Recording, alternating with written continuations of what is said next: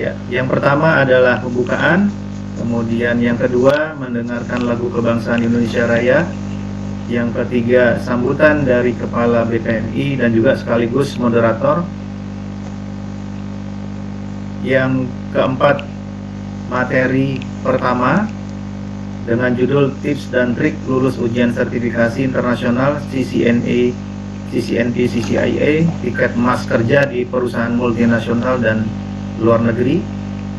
Dan materi yang kedua, Network Security Strategy of Overcome Internal and External Threat for Information System. Yang keenam diskusi dan tanya jawab, dan yang ketujuh terakhir adalah foto bersama serta penutupan acara webinar nasional. Nah, inilah susunan acara kita hari ini. Dan selanjutnya untuk acara yang kedua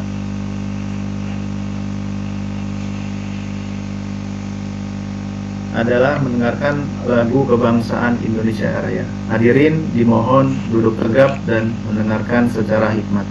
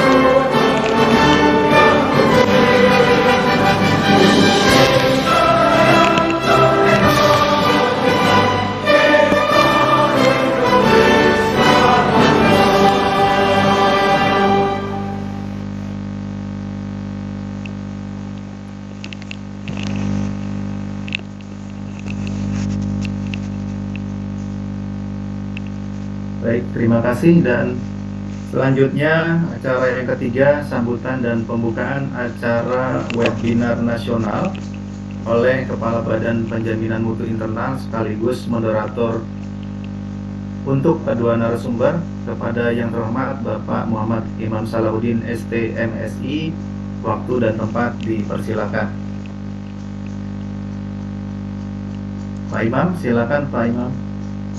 Oke, terima kasih Arif Handoko. Terima kasih atas persenggaranya webinar nasional ini. Terima kasih juga kepada ketua dan para wakil ketua. Dan juga terima kasih kepada bapak yang menjadi narasumber di sini. Terima kasih juga kepada Universitas Tanjabeng yang sudah bekerja sama, Pak Saiful. Alhamdulillah acara Seminar Nasional bisa kita laksanakan.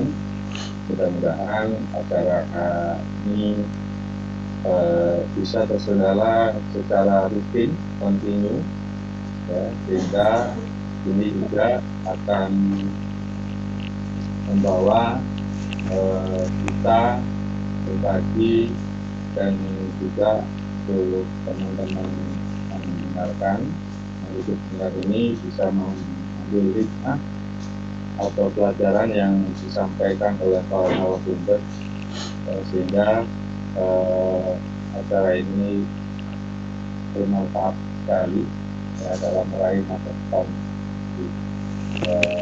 cerah tadi.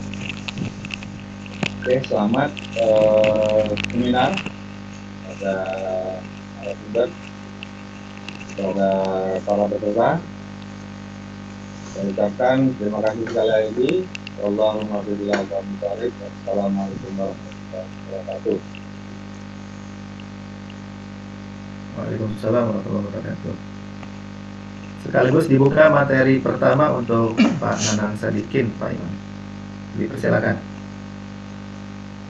Oke. Untuk pembicara pertama pada materi akan dibawakan oleh Bapak Nanang Sadikin. Beliau adalah dosen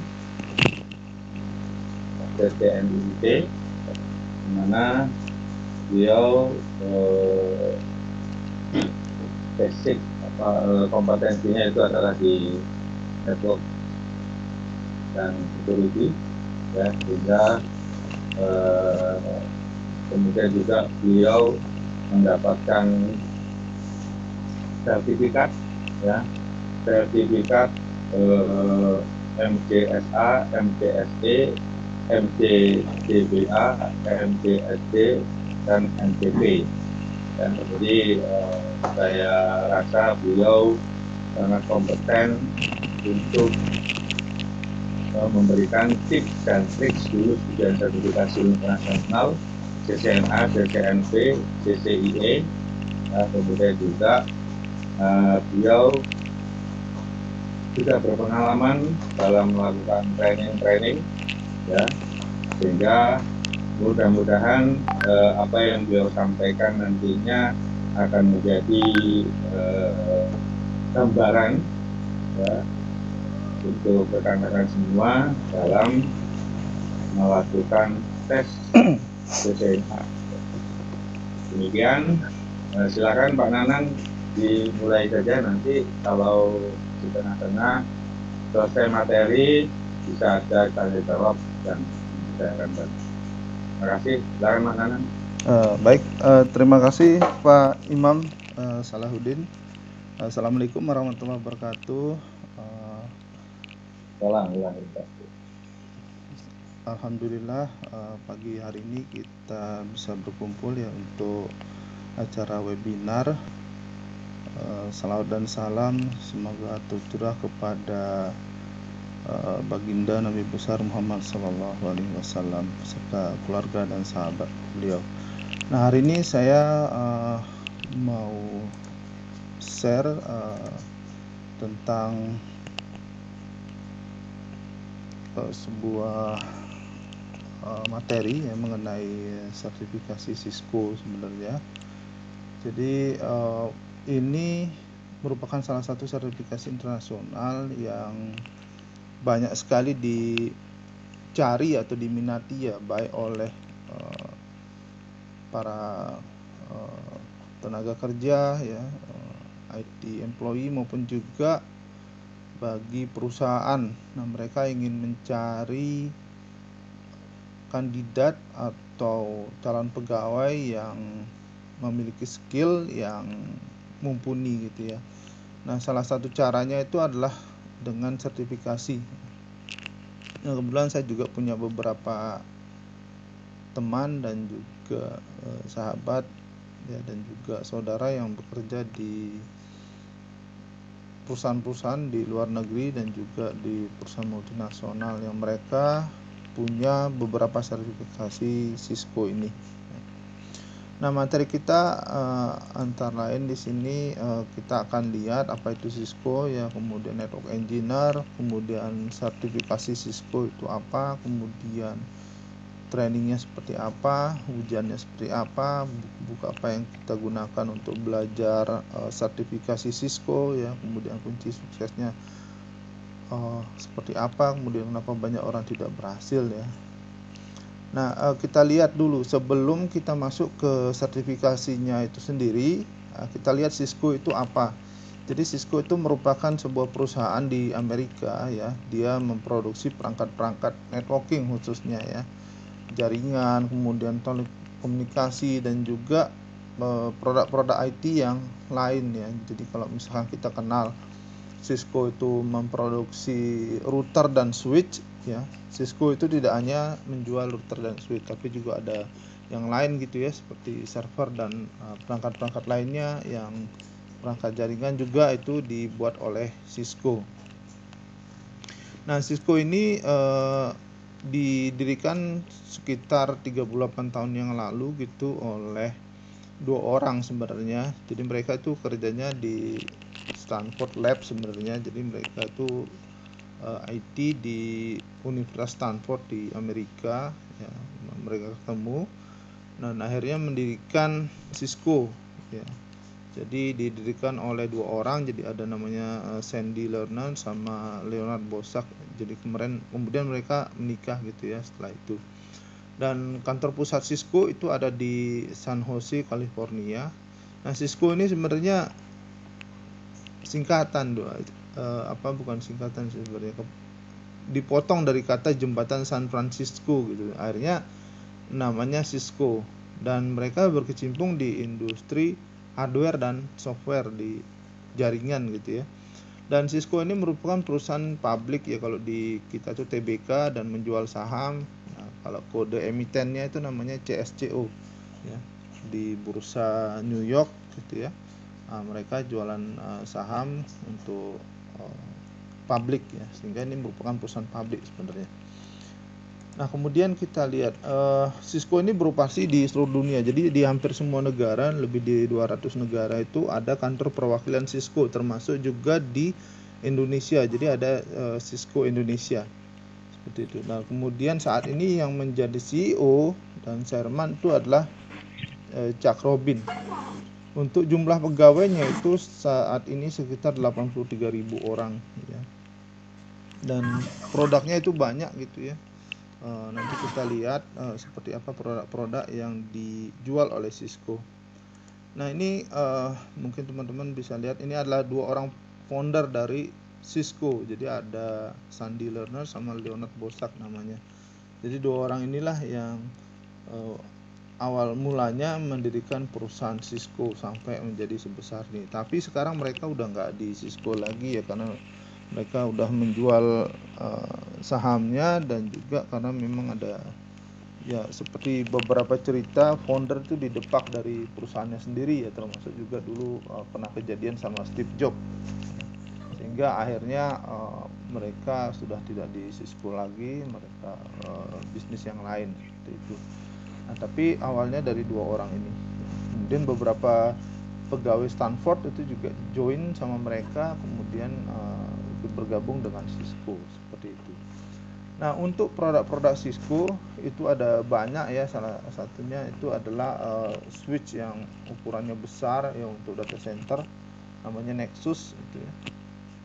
Itu yang seri 1000, 2000, 3000 ya. Kemudian Nexus 4000, Nexus 5000, 6000 ya, 7000 sampai 9000 ya. Kemudian ada UCS juga, Unified Computing System, kemudian Application Centric Infrastructure. Jadi itu merupakan beberapa produk Cisco untuk data center. Nah, kemudian ada lagi router, ini yang paling sering yang kita mengenal Cisco itu router ya, router dan switch. Nah, router itu banyak sekali serinya, antara yang router 800, 1800 dan seterusnya. Jadi ini merupakan seri-seri router yang digunakan banyak digunakan di perusahaan-perusahaan atau di enterprise ya. Kenapa? Karena harganya Cisco itu agak relatif relatif high gitu ya. Jadi memang harganya agak sedikit mahal dibandingkan produk-produk yang lain yang yang sama, kalau boleh dibilang itu fungsinya sama, tapi memang produk Cisco cukup mahal gitu ya. Nah, kemudian untuk security itu Cisco juga punya produk, itu antara lain Cisco ASA namanya.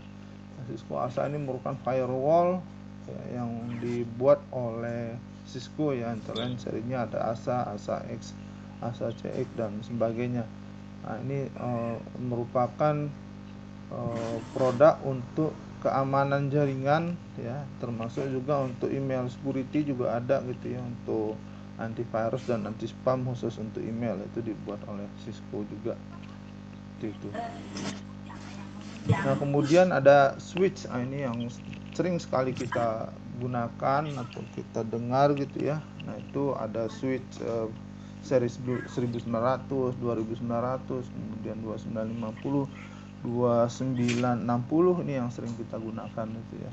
Sampai seri yang atas yaitu seri 9500. Nah, rata-rata harganya itu puluhan sampai ratusan juta ya untuk switchnya Cisco ini ya, kecuali yang second ya mungkin bisa dijangkau gitu ya. Nah, kemudian ada remote teleworker, itu juga ada Cisco LAN to LAN Personal Office for ISDN, kemudian VPN 3000 concentrator. Nah, kemudian untuk wireless yaitu WiFi, itu Cisco juga punya produk ya. Jadi ada access point, kemudian ada wireless LAN controller ya, wireless control system dan sebagainya. Nah, ini juga dibuat oleh Cisco. Nah, kemudian untuk teleponi, jadi IP phone itu juga diproduksi oleh Cisco. Jadi IP phone 7920, 7945 dan sebagainya. Nah, ini termasuk perangkat-perangkat yang diproduksi oleh Cisco. Nah, kita pernah pasang itu beberapa gitu ya, IP phone ini, kemudian termasuk router, switch ya, dan firewall juga ya, yang pernah kita implementasikan. Nah, kemudian server. Nah, ini jarang mungkin orang tahu bahwa Cisco juga membuat server gitu ya. Jadi produk-produk yang sama seperti server Dell, HP dan sebagainya gitu ya. Nah, itu Cisco juga membuat server. Nah, termasuk juga server-server yang mini ya, server blade ya.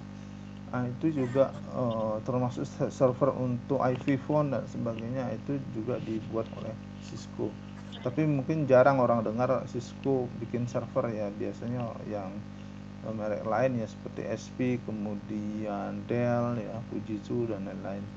Tapi kalau server Cisco orang jarang mendengar. Tapi Cisco membuat server juga ya, seperti itu. Nah, kemudian selain server itu juga ada Clio router ya. Jadi untuk monitoring satelit ya, itu juga ada. Kemudian produk yang lain itu juga banyak gitu ya. Cisco Sius itu Android tablet sekarang udah ada diproduksi lagi. Kemudian pocket kamera udah nggak diproduksi juga. Kemudian Stanford Masbas Ethernet Interface System ya. Itu untuk produk yang lama. Nah, kemudian software. Nah, software ini itu adalah software yang digunakan untuk menjalankan perangkat-perangkat seperti router maupun switch ya. Jadi ada namanya Cisco iOS Internet Operating System. Nah, itu yang operating system yang dipasang di atas Cisco switch dan Cisco router sebenarnya. Ya. Juga ada CatOS, Catalyst Operating System ya. Kemudian ada NXOS, itu sistem operasi untuk Nexus yang tadi switch yang besar itu ya. Nah, kalau di Cisco itu ada istilah, ada core switch, kemudian distribution switch sama access switch ya. Nah, itu kalau yang core switch itu rata-rata produk Nexus itu jenisnya gitu ya. Nah, kemudian untuk VPN Cisco juga ada ya, Cisco AnyConnect namanya. Kemudian Cisco System VPN Client. Yang lain itu selain produk tadi itu ada Active Network Abstraction ya, kemudian Fabric Manager, Tidal Enterprise Scheduler, Cisco View, Cisco World Network Management, dan juga Cisco iOS. Nah, yang lain ini ada paket tracer. Nah, ini yang sering kita gunakan ya kalau kita untuk belajar produk-produk Cisco. Teman-teman tuh bisa gunakan paket tracer ya. Tracer ini bisa disediakan ya, di download, banyak situs yang menyediakan paket tracer untuk belajar produk-produk Cisco. Jadi kalau kita belum punya perangkatnya, misalkan switch maupun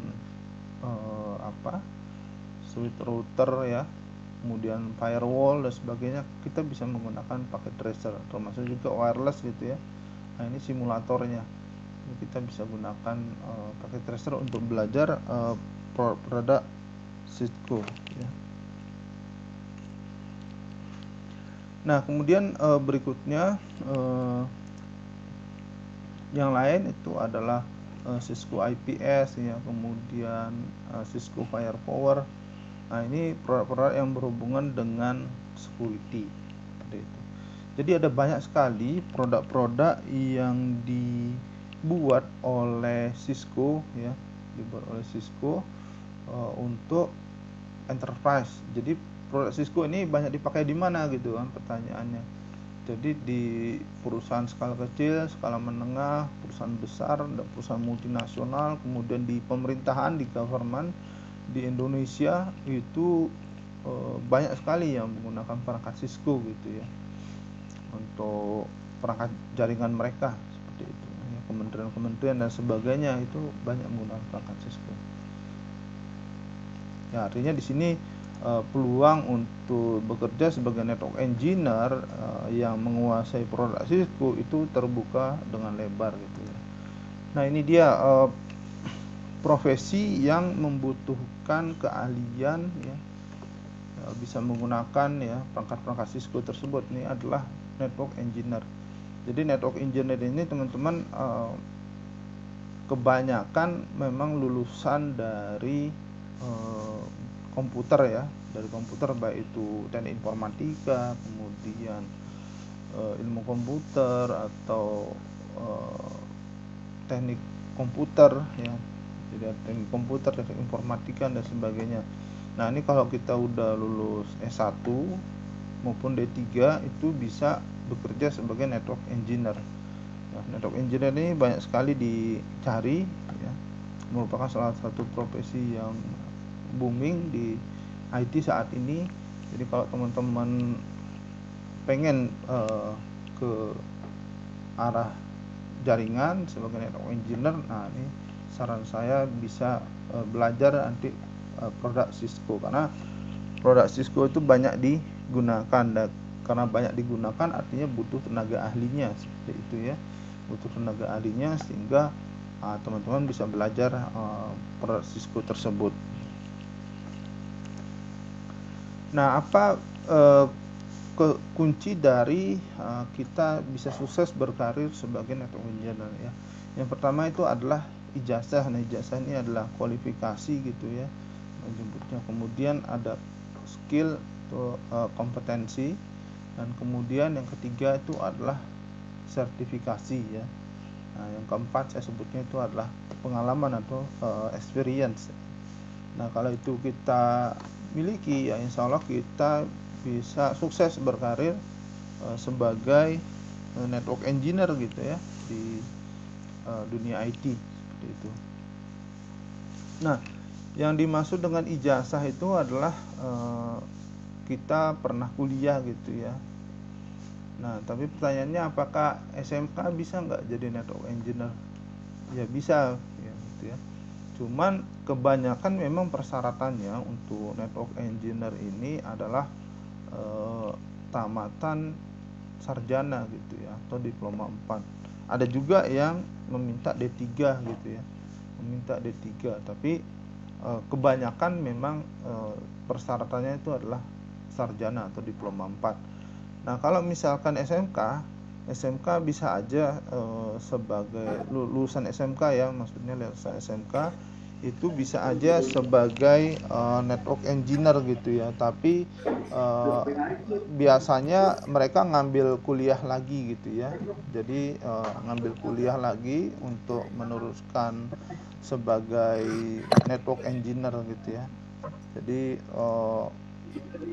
dengan mereka ngambil kuliah lagi artinya mereka berusaha untuk meningkatkan kualifikasi mereka ya, berusaha meningkatkan kualifikasi mereka supaya mereka mencapai nanti persyaratan yang sudah ditetapkan oleh perusahaan seperti itu ya. Jadi kebanyakan memang syaratnya itu adalah sarjana atau diploma 4. Jadi biasanya kalau di perguruan tinggi saat ini terutama politeknik ya, politeknik itu ada banyak jurusan yang diploma 4 saat ini gitu ya. Jadi karena mereka vokasi yang mereka ada diploma 3, ada diploma 4. Tapi sekarang didorong ini untuk perguruan tinggi vokasi itu mereka paling enggak sudah banyak ya mengeluarkan diploma 4 seperti itu ya. Nah, kemudian berikutnya itu adalah skill dan kompetensi yang dibutuhkan. Nah, jadi skill dan kompetensi yang dibutuhkan itu adalah bidang keahlian jaringan. Jadi artinya mereka punya kemampuan untuk melakukan instalasi, ya, kemudian konfigurasi, kemudian administrasi dan troubleshooting itu perangkat-perangkat network atau jaringan seperti itu. Nah, itu kompetensi yang dibutuhkan gitu ya. Nah, ini bisa dicapai bagaimana bisa melalui training, bisa melalui selain training juga bisa dari perguruan tinggi, jadi ada pendamping jasa gitu ya untuk para mahasiswa yang akan lulus dan sebagainya. Nah, itu bisa digunakan sebagai sebagai tambahan ya untuk mendapatkan skill ini seperti itu. Nah, kemudian yang berikutnya, kunci berikutnya itu adalah kompetensi ya. Nah, jadi sertifikasi ini ya, sertifikasi ini untuk network engineer itu ada beberapa gitu ya. Sertifikasi untuk network engineer ini ada beberapa, ada yang lokal dan juga ada yang internasional. Kalau yang internasional itu yang dikeluarkan oleh vendor dan asosiasi. Nah, salah satunya adalah Cisco ini ya. Cisco mengeluarkan sertifikasi internasional untuk network engineer seperti itu. Kalau asosiasi ada yang misalkan dari Comtia itu mengeluarkan sertifikasi Network Plus namanya ya. Nah, kemudian kalau di Indonesia itu ada Badan Nasional Sertifikasi Profesi yang diwakili oleh LSP Telematika gitu ya. LSP Telematika nah, mereka mengeluarkan sertifikasi misalkan Junior Network Administrator gitu ya untuk kompetensi network engineer ya. Nah, itu teman-teman bisa. Nah, kalau biayanya gimana? Kalau di lokal yang LSP Telematika itu cukup murah kalau menurut saya sih. Itu harganya ujiannya itu sekitar 500.000 ya, belum termasuk trainingnya. Nah, dibandingkan dengan yang internasional rata-rata 5 juta rupiah gitu ya untuk ujian sertifikasinya aja ya, belum termasuk trainingnya seperti itu. Jadi memang mahal kalau yang sertifikasi internasional ini. Nah, kalau yang sertifikasi dari asosiasi ini contohnya ya Comtia ya, kemudian ada Project Management Institute, kemudian Linux Professional Institute ya, ada Exin. Ini juga merupakan beberapa sertifikasi yang sifatnya non vendor ya atau asosiasi ya, jadi bukan oleh perusahaan ya, seperti itu. Nah, kemudian apa pekerjaan sehari-hari dari network engineer? Jadi network engineer itu bertugas untuk melakukan perencanaan, kemudian instalasi, konfigurasi, administrasi, dan troubleshooting perangkat-perangkat jaringan. Perangkat jaringan itu apa aja? Jadi perangkat switch, kemudian router, access point, wireless LAN controller, modem, load balancer, dan banyak lagi perangkat-perangkat jaringan yang lain gitu ya. Nah ini teman-teman harus tahu kalau saya sebagai network engineer itu pekerjaan saya apa aja seperti itu. Sehingga ini seperti ini pekerjaan dari seorang network engineer. Nah, network engineer itu bekerja di mana aja ya. Kebanyakan kalau teman-teman saya itu kerjanya di perusahaan multinasional, jadi perusahaan-perusahaan luar negeri yang punya cabang di Indonesia dan di luar negeri ya, itu multinational company. Nah, kemudian juga ada yang bekerja di principal. Nah, principal ini adalah istilahnya pabrikannya. Misalnya kerja di IBM, kerja di Microsoft, kerja di Cisco, kerja di Dell dan sebagainya. Itu nyebutnya itu principal. Ya, kalau misalkan multinational company ya, misalkan apa? Unilever misalkan. Unilever itu kan cabangnya di ratusan negara, itu perusahaan multinasional contohnya. Kemudian apalagi yang perusahaan multinasional, misalkan perusahaan minyak itu banyak, itu merupakan perusahaan multinasional gitu ya. Mereka punya cabang di seluruh negara. Kemudian juga network engineer bisa kerja di end user itu misalkan di pabrik atau di tempat-tempat yang lain gitu ya, perusahaan BUMN juga banyak, misalkan di Waskita Karya, Utama Karya dan sebagainya, itu BUMN, atau di Garuda misalkan di PLN dan sebagainya, itu perusahaan BUMN atau kementerian ya. Ya biasanya kalau di kementerian itu jabatannya namanya peranata komputer gitu, tapi misalkan dia spesialis di jaringan seperti itu. Nah inilah tempat-tempat kerja orang network engineer gitu ya. Itu.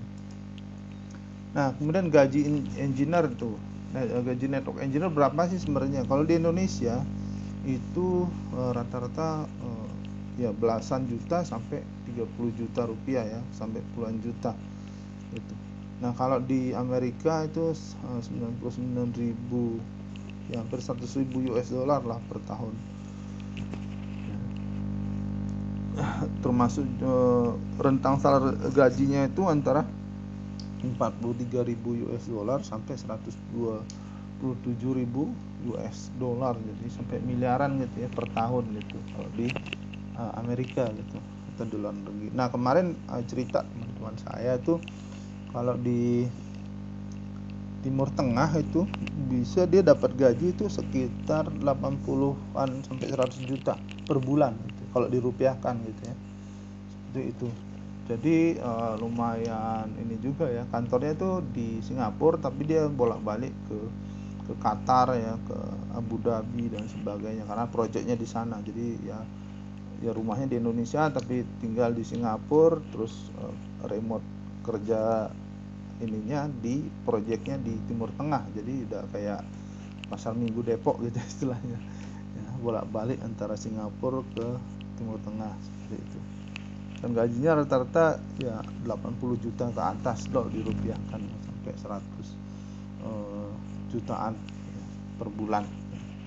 Jadi lumayan menjanjikan sih sebenarnya kalau gaji network engineer. Tapi ini sekali lagi ya teman-teman, tergantung dari ya pertama skill ya, skillnya apa, kemudian pengalamannya apa, kemudian sertifikasinya juga apa gitu, dan juga termasuk portofolio, jadi proyek-proyek yang pernah dikerjakan apa aja dan sebagainya gitu ya. Nah itu yang menentukan nanti komponen gajinya kalau kita misalkan pindah dari Indonesia ke luar negeri seperti itu ya. Ya tapi artinya cukup besar juga kalau misalkan 100 juta per bulan ya, artinya ya paling nggak dapat setahun tuh 1,2 M gitu ya. Tapi kalau di luar negeri tentu saja ya ada biaya-biaya yang cukup mahal juga ya, seperti apartemen dan sebagainya, seperti itu juga perlu dipertimbangkan ya. Tapi kalau dilihat memang cukup besar seperti itu. Nah kemudian cara supaya misalkan kita mau menjadi network engineer itu seperti apa gitu ya. Nah ini ada 4 hal yang harus dilihat. Pertama ada skill, kemudian kualifikasi, kemudian kompetensi, dan juga terakhir melamar sebagai network engineer gitu ya. Nah kalau kita lihat skill itu kan sebenarnya bisa kita dapatkan sejak kita kuliah sebenarnya ya. Jadi skill itu kita bisa ambil pas kita masuk kuliah, kita ikut training itu biasanya di tiap-tiap kampus itu ada punya career center kan, atau training centernya. Jadi kita ikut aja di situ, atau kalau nggak ada memang ya kita harus cari di luar gitu ya. Nanti kita lihat apa aja tempat trainingnya untuk sebagai network engineer ya. Nah, kemudian kualifikasi tadi yang saya sebutkan, kualifikasi itu adalah kita harus S1 paling enggak atau D4 gitu ya, agar ya itu pengaruh juga nanti soal gaji dan sebagainya gitu ya, kualifikasi tadi. Nah, kemudian kompetensi. Nah, kompetensi berarti kita harus punya bukti bahwa kita bersertifikasi ya, bersertifikasi seperti itu. Baru setelah itu kita lamar. Nah, untuk sertifikasi network engineer sebenarnya selain Cisco itu banyak gitu ya. CompTIA, kemudian MikroTik, Juniper, Huawei, Palo Alto, Ubiquiti, dan juga CWNP itu untuk wireless, itu merupakan sertifikasi internasional untuk network engineer. Tapi yang paling banyak dicari gitu ya, paling banyak dicari karena perangkat Cisco ini paling banyak digunakan, jadi yang dicari itu adalah engineer yang bersertifikasi Cisco. Jadi teman-teman saya sarankan untuk ambil sertifikasi Cisco ini gitu ya. Nah, Cisco sertifikasi itu nanti ada levelnya lagi ya, yang lebih detail. Ini ada Cisco Certified Entry Network Technician, itu untuk low level ya. Kemudian di level berikutnya itu ada CCNA Network Associate. Kemudian berikutnya itu ada Cisco Certified Network Professional, dan yang paling tinggi atau yang paling expert itu ahli adalah CCIE atau Cisco Certified Internet Network Expert. Nah, itu sertifikasi Cisco. Nanti detailnya lagi saya jelaskan di bawah ya. Nah, bagaimana cara supaya kita belajar network engineer? Jadi begini sebenarnya, saya menyarankan, sangat menyarankan kita ikut kursus gitu ya. Kenapa ikut kursus? Karena nanti dari situ kita belajar itu terarah gitu ya, dipandu oleh trainernya atau instrukturnya dan sebagainya seperti itu. Nah, jadi ketimbang kita belajar baca buku terus praktek gitu ya, kadang nggak mudeng gitu, terus mentok segala macam, akhirnya jadi males gitu ya untuk belajar. Nah, saya sarankan ikut kursus dulu ya, ikut kursus, baru setelah itu baca buku, baru oh ini ternyata yang dijelasin tadi gitu, oh ini triknya seperti ini, seperti itu. Jadi cara untuk menjadi network engineer menurut saya yang pertama itu adalah ikut kursus dulu ya, ikut kursus, ikut workshop, ikut pelatihan dan sebagainya ya, paling enggak 5 hari seperti itu ya. Dari situ nanti kita udah kebuka wawasan kita gitu ya. Nah, baru setelah itu bisa baca buku ya, kemudian bisa nonton tutorial di YouTube dan sebagainya. Atau kalau memang belum ada kesempatan, tanya temen, jadi pas kerjaan bareng temennya udah ahli gitu ya, nah itu tanya sama dia gitu ya, pas OJT ya, on the job training seperti itu. Jadi banyak cara untuk belajar menjadi network engineer, tapi cara yang sangat saya anjurkan itu adalah teman-teman ikut kursusnya dulu. Kenapa? Dari situ nanti akan terbuka pintu-pintu yang lain ya, yang tadi mentok kalau belajar sendiri dan sebagainya seperti itu. Nah, ini alasan kenapa teman-teman harus ikut latihan gitu ya. Kenapa? Karena belajar itu udah ada yang mengarahkan ya, dipandu sama instruktur, sama trainer dan sebagainya. Kemudian modulnya ada bukunya dan sebagainya. Kemudian perangkat kerasnya juga lengkap di training center tersebut gitu ya. Jadi bisa nyobain apapun gitu. Nah, kemudian bisa bertanya kapan aja sama instrukturnya. Nah, terus nanti ada gabung di grup khususnya di WA atau Telegram ya. Itu lebih bebas lagi tanya. Kemudian bisa dapat kisi-kisi ujian itu, kira-kira kayak gini nih soalnya kalau mau ujian sertifikasi dan sebagainya. Nah, maka itu ikut training itu seperti itu. Kemudian ada training center yang kalau saya mau masuk kelas lagi boleh nggak, bisa. Jadi mengulang itu gratis ya. Jadi boleh masuk kelas lagi. Kalau ada jadwalnya bisa ikut kelas lagi, ngulang, masuk duduk lagi, ngulang 4 hari 5 hari lagi di situ gitu ya. Tapi ya kalau ngulang ya nggak dapat fasilitas yang sama ya, nggak makan lagi, dapat segala macam, bawa sendirilah kalau itu. Nah, terus juga ada training center yang kalau misalnya kita dari luar kota, misalkan dari Sulawesi, dari Kalimantan, itu bisa nginep di tempat training itu gitu, nggak bayar gitu ya, bisa nginep di situ. Kemudian jaringan kita bertambah, nambah teman, nambah apa segala macam, nambah saudara gitu ya. Kemudian dapat informasi peluang kerja itu karena udah di grup macam-macam itu kadang di-share, ada informasi pekerjaan apa segala macam, ada lowongan di sini nih, ada orang dalamnya segala macam. Nah, itu lebih enak. Nah, makanya itu kenapa saya sarankan ini 10 alasan kenapa teman-teman harus ikut training atau pelatihan gitu ya. Itu. Nah, kemudian ada juga yang nggak mau kerja di ini ya, nggak mau kerja di perusahaan, jadi maunya freelance. Jadi dia kerjanya per project gitu. Nah, itu banyak juga teman-teman saya seperti ini. Ya, mereka dapetin project, satu project berapa? Misalkan 50 juta, 100 juta. Ya udah, mereka kerja selama project itu berlangsung seperti itu. Bisa remote, bisa juga onsite, datang ke tempat projectnya dan sebagainya seperti itu ya. Ini yang nggak mau terikat gitu ya. Nah, kemudian kerja di luar negeri ini teman-teman saya juga banyak yang kerja di luar negeri. Di Singapura ada, kemudian di Eropa juga ada, di Amerika Utara ada, di Timur Tengah, di Hong Kong ya. Kebanyakan di Singapura ya, tapi proyeknya juga banyak di Timur Tengah gitu ya. Nah, itu teman-teman saya banyak kerja sebagai network engineer di negara-negara ini gitu ya. Jadi penghasilannya juga lebih besar ketimbang bekerja di Indonesia seperti itu. Nah, sertifikasi apa manfaatnya gitu kan, pertanyaan sertifikasi apa manfaatnya ya. Pertama itu bukti bahwa kita kompeten, itu yang pertama.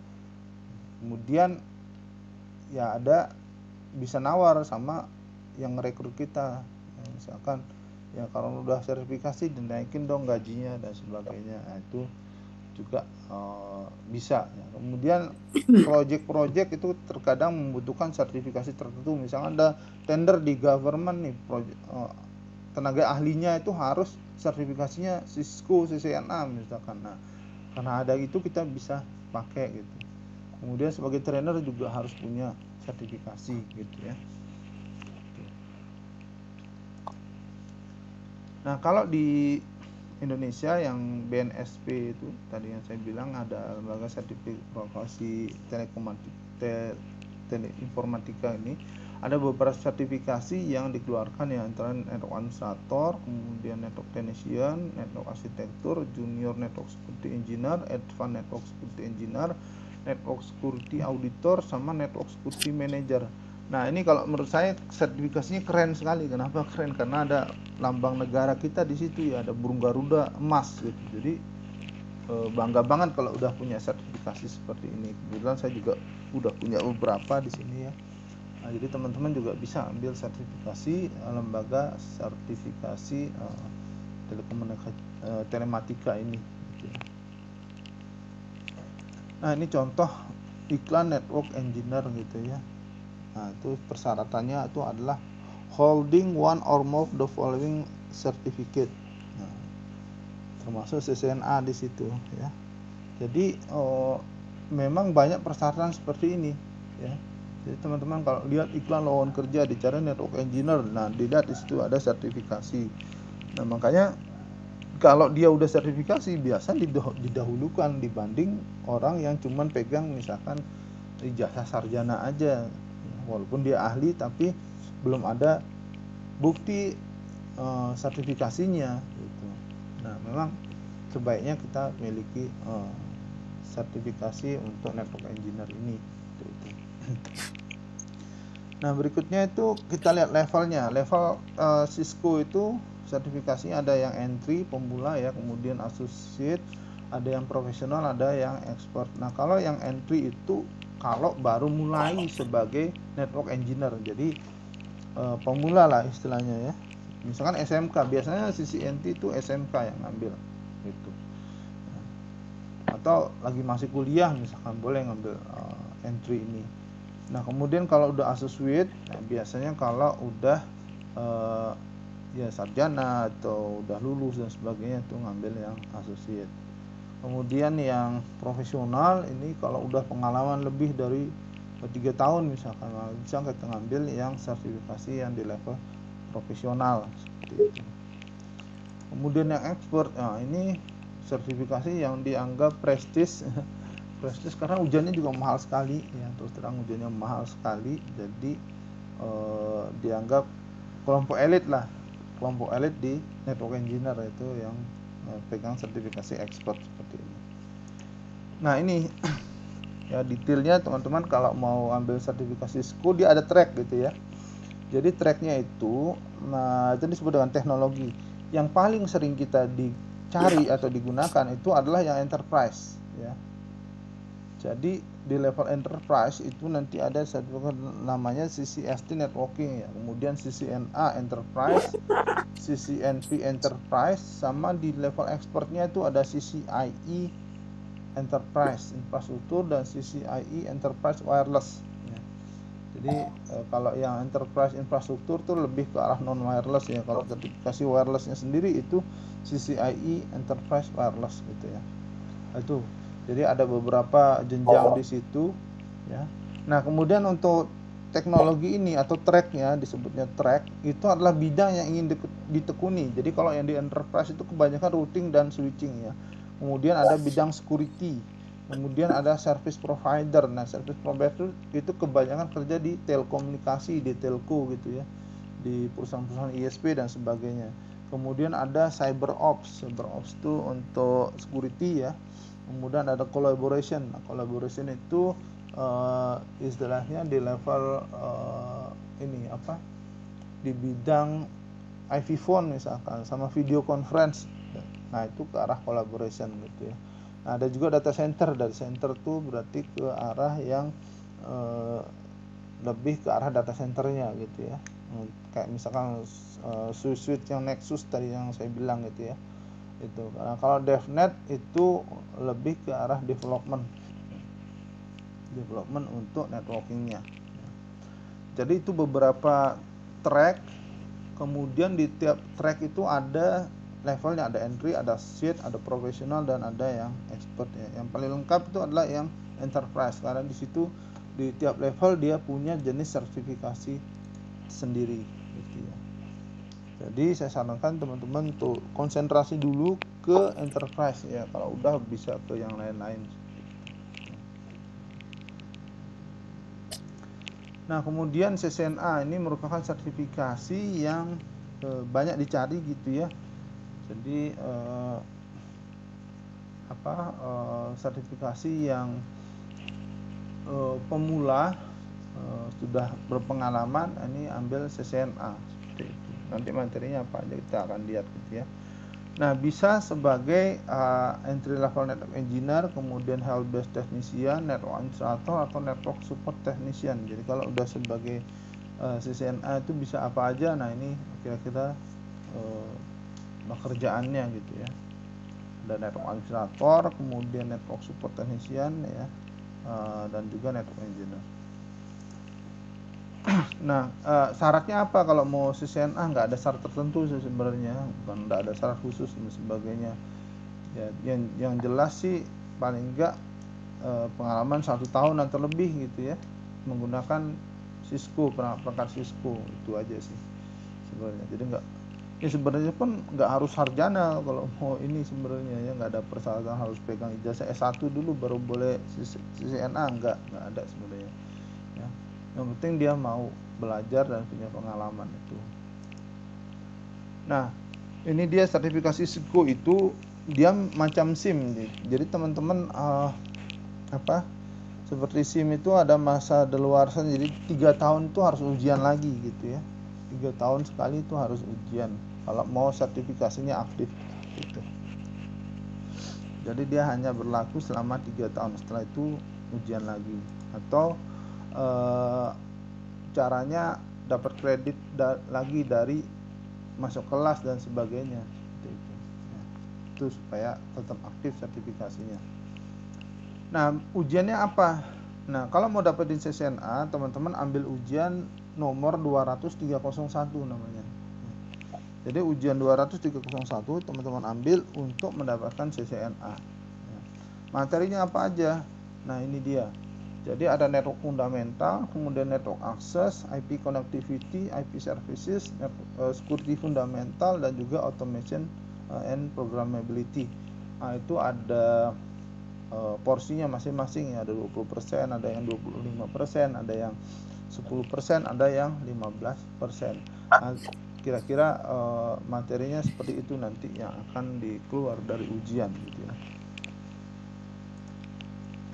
Nah, kalau yang CCNP Enterprise ya, untuk ujiannya itu biayanya sekitar $400 ya. Untuk yang 20301 itu ujiannya $400 ya, sekitar 5 juta kurang lah ya. Hampir 5 juta kira-kira kalau dirupiahkan seperti itu.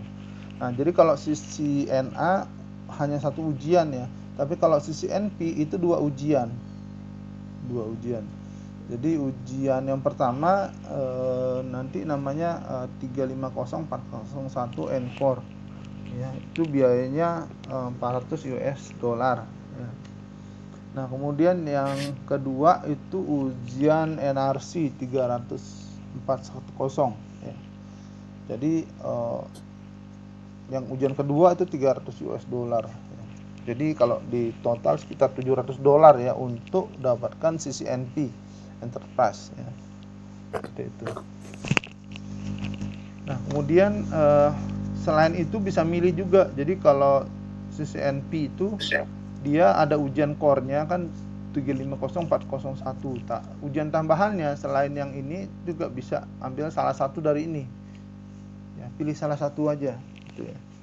Jadi ada 300, 425, 415, 430, 420 sama 435. Ya, untuk mendapatkan status sebagai CCNP Enterprise. Seperti itu. Jadi ada dua ujian ya kalau CCNP. Kalau CCNA yang ini hanya satu ujian ya, 231. Ya, kalau CCNP ada dua ujian.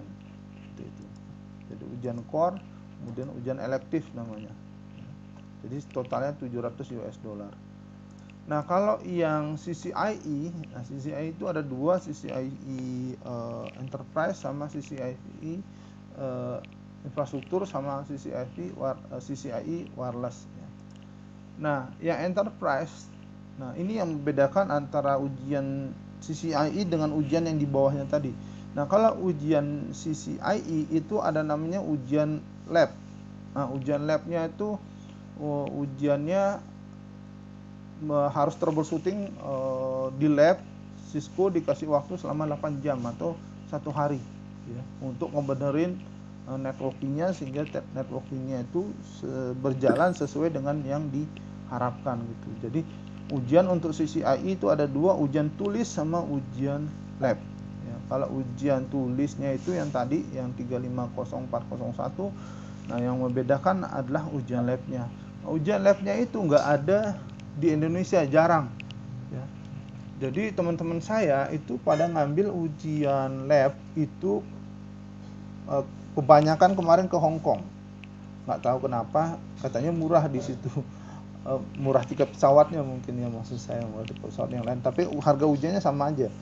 Jadi kebanyakan teman-teman saya itu ngambil ujian di Hong Kong. Ada juga yang di Singapura, ada di Jepang, di Kanada ada, di US paling banyak, kemudian di Belgia ya.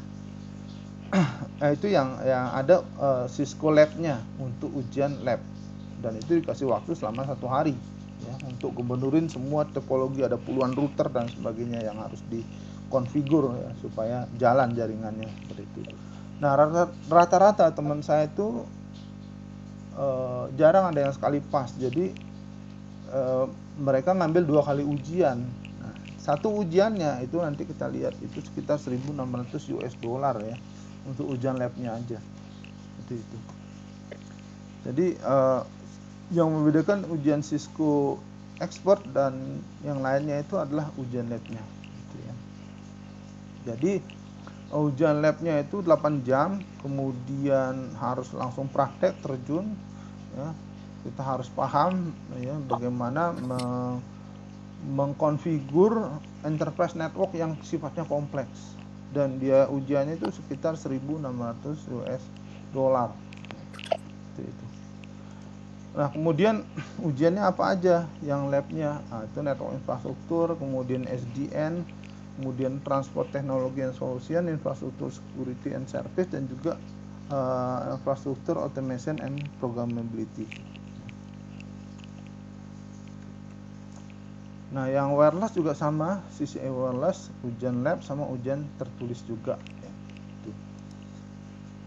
Sama juga 8 jam, harus ujiannya di dalam labnya. Kemudian materinya ya sedikit berbeda karena ini wireless, jadi ada masuk frekuensi radio, kemudian wireless kampus ya, enterprise wireless network, wireless security ya, wireless business application ya, dan juga automation. Itu materi wirelessnya. Nah, kemudian bootcamp. Jadi karena ujian CCIE lab ini agak-agak horor dan tanda petik ya, karena bayarnya 1.600 dolar ya, 20-an juta. Kalau kita nggak lulus, nangis itu gitu ya, nangis. Nah, makanya ada namanya bootcamp. Nah, bootcamp ini adalah training intensif khusus untuk menghadapi ujian CCIE lab, dan bootcamp ini selama seminggu full 7 kali 24 jam ya. Nah, bootcampnya itu biasanya diadain di luar kota, misalkan di Puncak atau di luar negeri ya. Teman-teman saya ada yang ngambil di Kanada, kemudian di Jepang dan sebagainya gitu ya. Di Indonesia juga ada, itu biasanya di Puncak ininya, di Puncak Bogor situ ya. Dan bootcampnya terbilang mahal ya. Kalau di Indonesia aja ya hampir 10 juta ya, itu selama 7 hari. Kalau yang di luar negeri saya kurang tahu, tapi mahal sekali yang jelas, karena ada tiket pesawat dan juga ya hotel dan sebagainya gitu ya. Oke, nah ini perhitungannya. Ini perhitungannya. Kalau kita investasi, kalau kita mau dapatkan CCIE ya, sertifikasi Cisco yang paling tinggi, itu biayanya adalah bootcamp. Kita ikut bootcamp kalau di Indonesia 10 juta. Nah, kemudian misalkan saya mau ambil ujian di Hong Kong, tiket pesawat Jakarta Hong Kong itu pulang pergi itu 5 juta rupiah ya. Kemudian kita nginap di sana ya, misalkan 5 malam itu 2,5 juta rupiah. Kemudian taksi dan lain-lain ya, kita jalan-jalan dan sebagainya itu sekitar 5 juta lah siapkan uang. Kemudian makan ya, kemudian biaya tak terduga. Nah, kemudian biaya ujiannya itu 1.600 US dollar, kalau dirupiahkan kali 14.500 ya kira-kira 23 juta lah ya. Anggap misalkan 25 juta. Jadi total itu sekitar 65 juta rupiah ya. 65 juta. Belum ujian tulis tadi ya. Ujian tulis tadi 400 kali 14.500 dapat ya sekitar 6 juta. Jadi totalnya kalau teman-teman mau belajar CCIE ya siapkan aja uang sekitar 70-an juta rupiah ya. Jadi cukup mahal ya. Worth it apa enggak? Nah, nanti kita lihat ya. Jadi biayanya itu sekitar ya paling enak kalau dibayar perusahaan ya tentu saja. Tapi kalau investasi sendiri ya teman-teman harus siapin sekitar 70-an juta rupiah. Nah, kita hitung kalau misalkan seandainya ini sudah CCIE terus gaji kita 25 juta per bulan ya, 3 bulan ya, 3 bulan kali 25 juta dapat 75 juta. Jadi kalau teman-teman sudah CCIE gaji 25 juta dalam waktu 3 bulan ya udah balik modal istilahnya ya. 3 bulan udah balik modal biaya-biaya CCIE tadi ya. Apalagi kalau kerjanya di luar negeri ya, 80 sampai 100 juta per bulan, itu 1 bulan langsung balik modal gitu ya. Itu kalau beruntung gitu ya. Gitu. Tapi di Indonesia pun ya udah mahal gaji CCIE ya. Jadi kira-kira 3 bulan lah balik modal gitu. Sisanya udah untung seperti itu ya. Tuh. Nah, kemudian kalau fail gimana? Nah, misalkan gini, teman-teman saya rata-rata jarang ada yang 1 kali ujian lab langsung lulus gitu ya. paling enggak 2 kali ya. Kalau 2 kali ya modalnya sekitar 130 juta ya.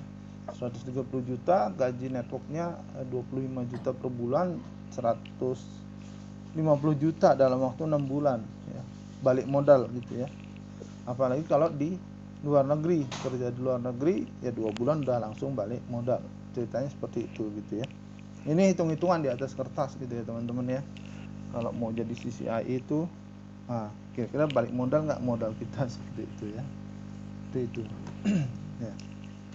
Kira-kira seperti itulah kalau kita mau ujian yang paling tinggi. Nah, sama seperti yang sertifikasi di bawahnya, kalau kita ujian CCNA itu 3 tahun. Ini juga sama, CCI itu juga 3 tahun. Jadi 3 tahun tuh harus keluar uang kayak gitu lagi gitu ya untuk ujian tulis, ujian labnya. Nah, tapi kalau kita kerja di sama perusahaan, itu perusahaan yang akan bayarin seperti itu ya. Itu sih bedanya dibanding kita yang pertama kali ngambil ya. Jadi itu kira-kira perhitungannya kalau teman-teman mau jadi CCI. Nah, kemudian ini ada buku bagus yang teman-teman baca, Outlier Story of Success ya.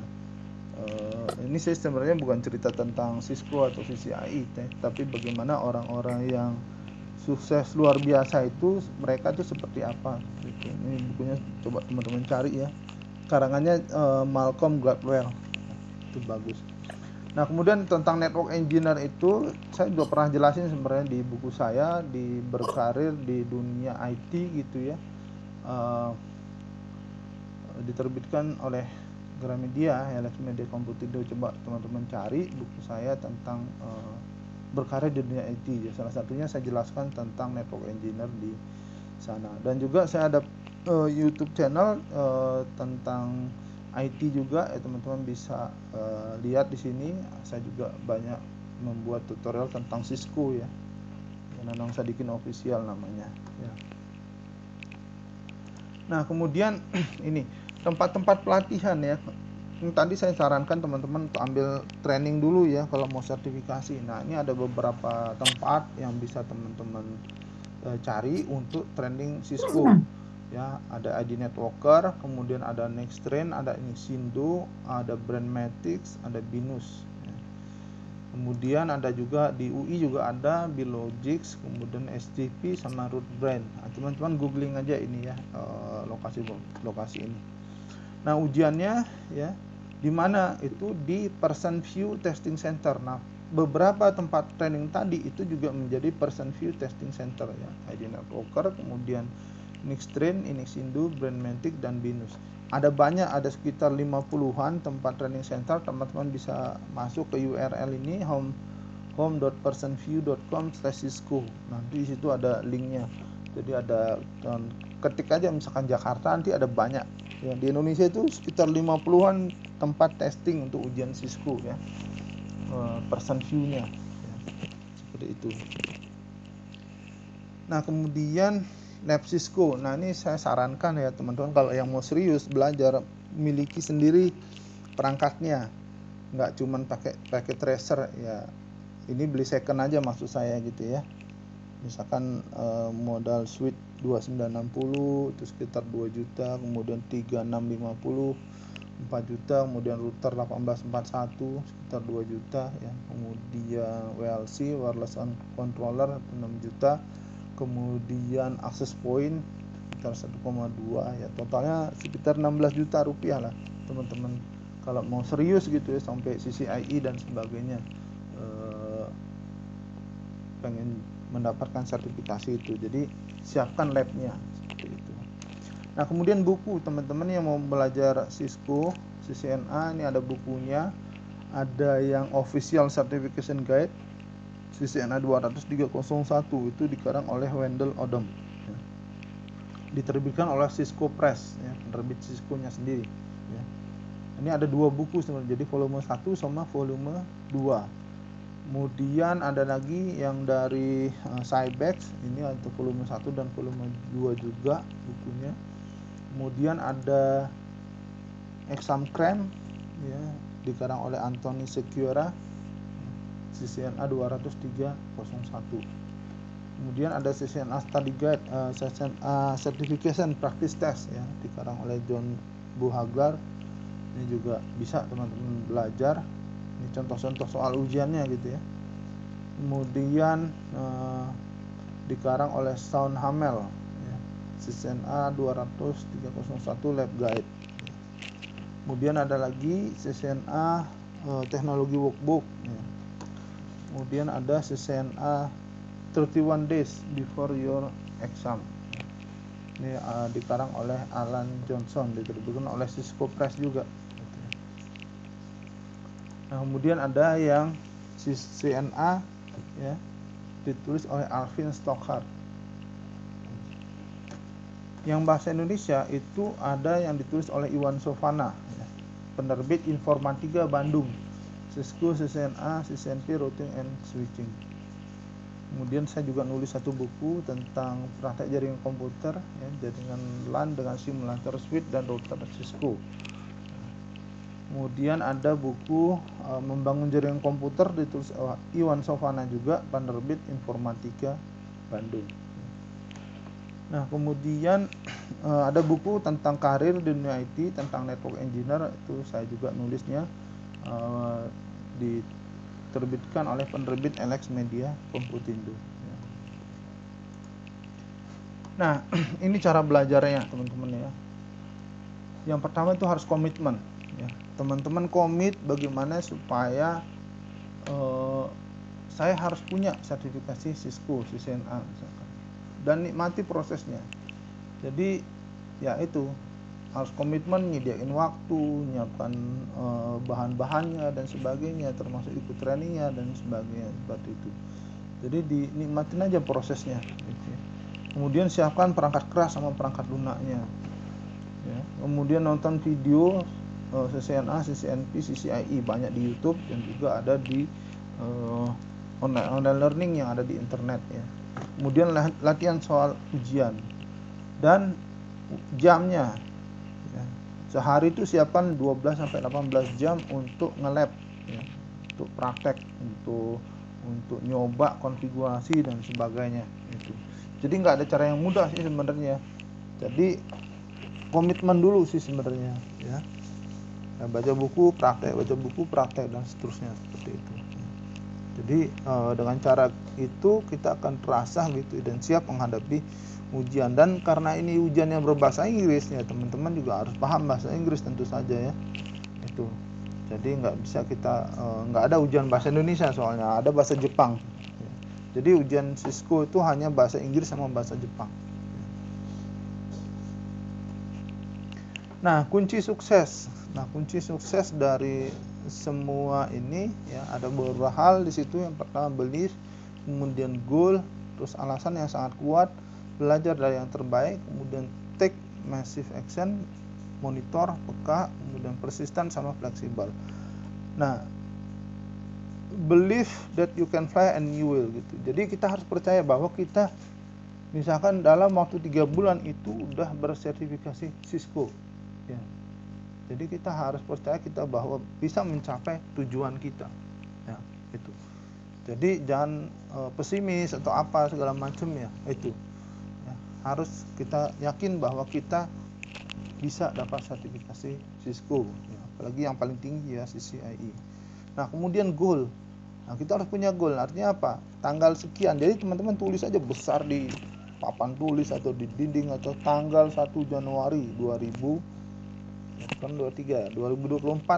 saya harus punya sertifikasi Cisco. Ditulis benar-benar targetnya ya.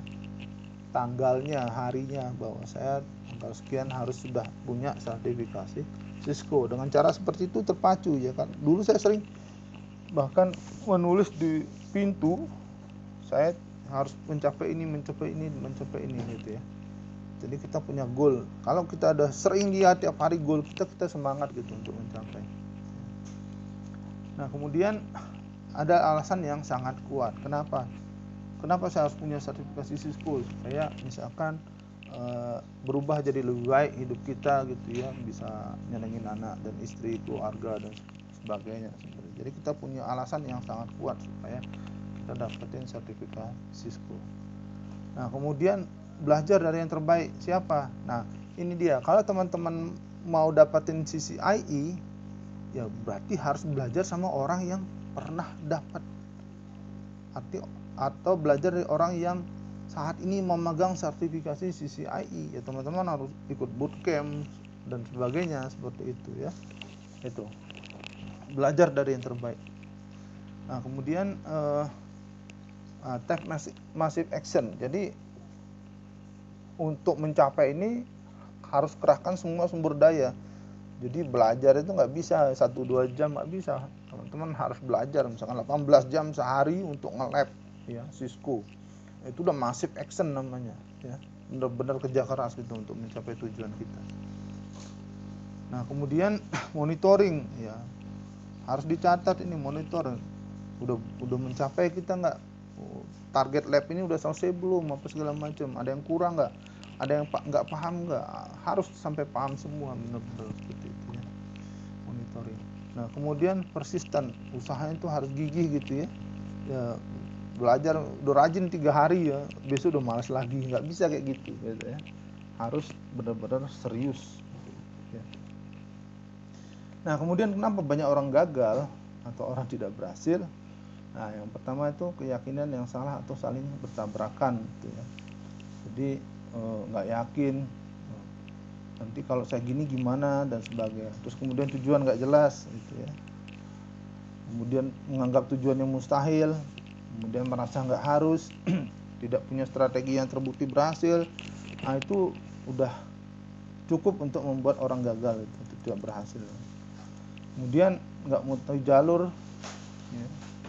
Kenapa kok orang bisa dapat CCIE? Ya harus belajar sama CCIE juga gitu ya. Nggak punya rencana yang realistik, kemudian tidak melakukan tindakan sesuai rencana, tidak melakukan monitoring, dan juga yang paling sering kejadian itu adalah menyalahkan orang lain. Ada yang namanya BEJ, blame, excuse, justify. Blame itu nyalahin orang lain, excuse itu meletakkan tanggung jawab ke orang lain, ya terang aja dia gini karena dia ini dan sebagainya ya. Justify, ya terang aja saya terang saya nggak berhasil karena saya bukan anak pejabat dan sebagainya seperti itu. Jadi intinya itu adalah gara-gara orang kenapa kita tidak berhasil. Jadi kita tidak bisa melakukan hal itu. BEJ itu tidak bisa kita lakukan BEJ kalau kita ingin berhasil. Kemudian mudah menyerah ya, terus tidak mengelola hidup seperti bisnis yang harus untung, kemudian terpengaruh optimisme dan pesimisme orang lain, dan nggak punya mentor yang baik. Jadi itu sederet alasan kenapa banyak orang yang tidak berhasil mencapai goalnya, mencapai tujuannya dan sebagainya seperti itu. Nah, sini kasih terakhir ya, kasih kata-kata mutiara kalau dia bilang ya. Practice make right, jadi kemudian repetition make perfect. Jadi latihan itu membuat betul, tapi mengulang-ulang itu membuat menjadi sempurna ya. Kemudian paksa dirimu untuk belajar karena nggak ada yang bisa selain kamu sendiri yang maksa diri kamu gitu ya kan. Seperti itu. Kemudian kamu akan belajar sesuatu setiap hari kalau benar-benar serius. Kemudian belajar ya, itu adalah harta karun yang akan mengikuti pemiliknya kemanapun dia pergi gitu ya. Jadi ilmu itu adalah merupakan harta karun. Kalau harta bisa hilang tapi ilmu nggak bisa, dia akan ngikutin kita kemanapun kita pergi. Kemudian always walk through life as if you have something new to learn and you will. Jadi berjalanlah di dalam hidup ini kita melewati hidup ini seakan-akan kita punya sesuatu yang baru terus untuk kita pelajari dan kita pengen belajar tentang hal itu. Kemudian it is not hard to learn more. What is hard is to unlearn when you discover yourself wrong. Yang susah itu bukan belajar untuk belajar gitu ya. Tapi yang sulit itu adalah tidak belajar saat kamu tahu bahwa kamu itu salah. Nah, itulah beberapa kata mutiara ya yang mungkin bisa menyemangati kita untuk menjadi lebih baik gitu ya dalam belajar apapun ya, termasuk yang belajar sertifikasi Cisco ini. Nah, itu saya dapatkan dari beberapa buku yang saya baca dan itu bermanfaat ya, seperti itu. Oke, mungkin itu yang paparan yang bisa saya sampaikan kali ini. Mudah-mudahan apa yang saya sampaikan bermanfaat ya, dan membuat nanti teman-teman bisa ya mencoba ya gitu ya, mencoba untuk mendapatkan sertifikasi Cisco dan sebagainya. Saya udah ikut trainingnya, kemudian saya ikut ujiannya, cuman saya fail. Saya mau ngulang lagi untuk ujian Cisco yang kedua kalinya. Itu cerita dari saya. Terima kasih untuk moderator Bapak Imam Salahuddin, saya kembalikan lagi. Oke, terima kasih. Kita berikan puas kepada Pak Nanang dan apa yang diberikan Pak Nanang bisa menginspirasi. Oke, nanti kalau ada pertanyaan silakan dicatat dulu. Pertanyaan saya kita buka pembicara kedua. Oke, selanjutnya untuk pembicara kedua adalah Muhammad Femi Mulya, STMMSI. Beliau lulusan S1 Informatika Gunadarma dan S2 Master of Information System Management di Universitas Gunadarma. Beliau mempunyai pengalaman kerja sebagai IT konsultan tahun 2006 sampai 2007 sampai 2009 sebagai spesialis OSS. 2009 sampai 2014 beliau adalah manajer NOC IT OSS di Departemen E2E, kemudian PT XL Axiata Tbk, kemudian tahun 2014 sampai 2016 beliau adalah Senior Manager of System Integration Departemen OSS PT Huawei. Kemudian tahun 2011 sampai 2019 beliau menjadi Chief Technology Officer di PT Catur Kila Pusaka. Kemudian sejak tahun 2017 sampai sekarang beliau tetap di Information System Studies Program di Santri Apen University. Kemudian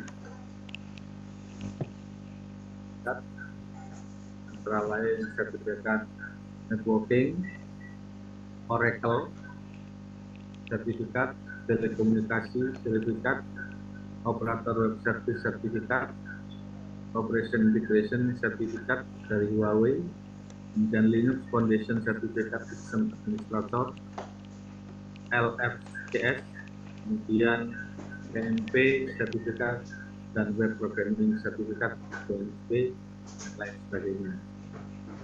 Oke, tanpa berpanjang lebar, kita persilakan Bapak Femi Mulya untuk mempresentasikan dan berbagi ilmu pengetahuan dengan waktu dan tempat. Saya persilakan Pak Femi Mulya. Baik, terima kasih kepada moderator Bapak Imam Salahuddin. Sebelumnya saya mau mengucapkan salam dulu. Assalamualaikum warahmatullahi wabarakatuh. Waalaikumsalam warahmatullahi wabarakatuh. Terima kasih kepada pihak STTI NI ITEC ya sudah bisa mengundang saya sebagai pembicara. Mungkin bisa di oper dulu untuk share screen-nya, karena saya belum bisa share screen.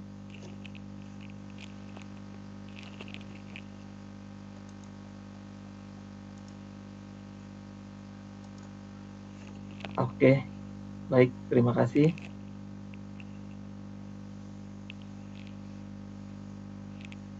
Oke. Baik. Ya, jadi untuk kesempatan kali ini saya akan mencoba membawakan materi terkait network security strategy to overcome internal dan external threat ya. Jadi kita tahu ya di dunia saat ini ya banyak sekali ancaman-ancaman khususnya di bidang keamanan jaringan yang sering menyerang ke beberapa jenis device ya. Nah, di sini ada beberapa konten yang akan saya bawakan, dari mulai yang pertama nanti pemahaman terkait network security itu sendiri. Kemudian nanti yang kedua saya akan menjelaskan terkait security attack model. Lalu yang ketiga nanti ada jenis